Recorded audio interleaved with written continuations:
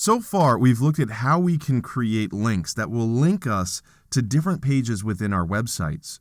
And we've also seen an example of us being able to link to a completely different website. But what happens if you have to link to a specific location within a page? Well, you have that ability, and you can use something called anchors. I'm working with a document called anchors.html, which is available inside the Chapter 6 folder. If you take a look at this document, you'll notice it's fairly long, and the user will have to scroll through to see all of the content. Typically, if you have a long page like this, you'll set up some type of navigation system, giving them quick access to a specific location. In this case, if you scroll all the way down at the bottom, maybe you want to give the user the ability to go all the way back to the top by simply clicking a link. Well, that can be achieved. Before we do that, let's go ahead and take a look at this in a web browser. When you do, you'll notice that it's fairly long, this document. You do have to scroll quite a bit. So if you do get all the way down at the bottom, a back to top link might be useful. So I'm going to go ahead and close out of this page, and I'm going to come back into Dreamweaver. Back inside of Dreamweaver, what we want to do down here towards the bottom is type in the text back to top. Once you do that, we need something to link to. We need an anchor. So if we scroll all the way back to the top, we can go ahead and select this Welcome H1 text. With it selected, we can come over to the ID text field and give it an ID. When you give it an ID, you want to make sure that you're consistent in your naming conventions. I typically don't use capital letters at all. Not that it's wrong, you certainly can use capital letters. I just don't want to run into any problems when I'm creating my links. You also want to avoid special characters and spaces. But once you give this an ID of top, press Return or Enter to make sure that it's applied. You'll know that it's applied because in the tag selector, you'll see the H1 element, then the pound sign, and the name of your ID, which is top. You could also verify it in the split view. You'll notice you have the ID attribute associated with this element. Now that this element has an ID, we can link to that ID. So if we scroll down towards the bottom, we can go ahead and select that text that we typed in earlier back to top. And to create the link, all you need to do is type in the name of the anchor or the ID attribute of the element. In this case, it was top, but there is a trick.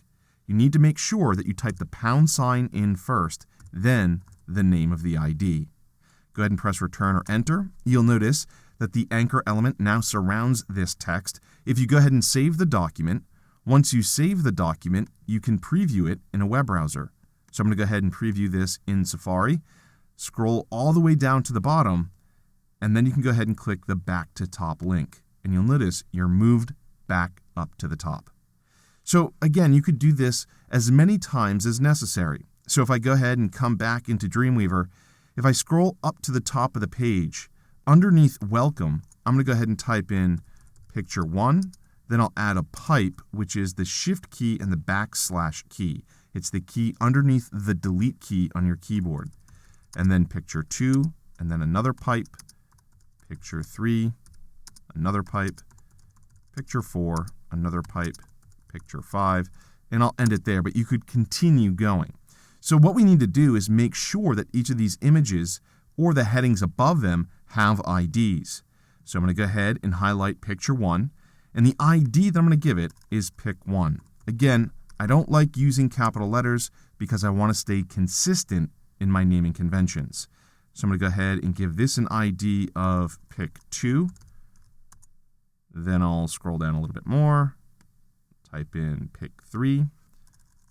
A little bit of a tedious process, but nevertheless, it does add a nice element of usability for the end user. So I'm going to go ahead and type in Pic 4 here, and I'll scroll down, Pic 5, so on and so forth. So again, you can continue this on your own to save a little bit of time. I'm going to stop there. I'll scroll back up to the top. I'll select Picture 1, and to create the link, I'm just going to type in pound Pic 1.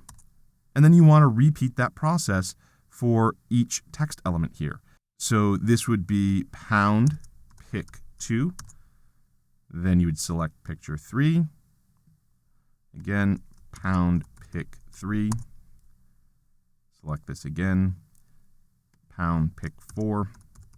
Again, the key here is being consistent in your naming conventions. You want to avoid any potential broken links due to typos.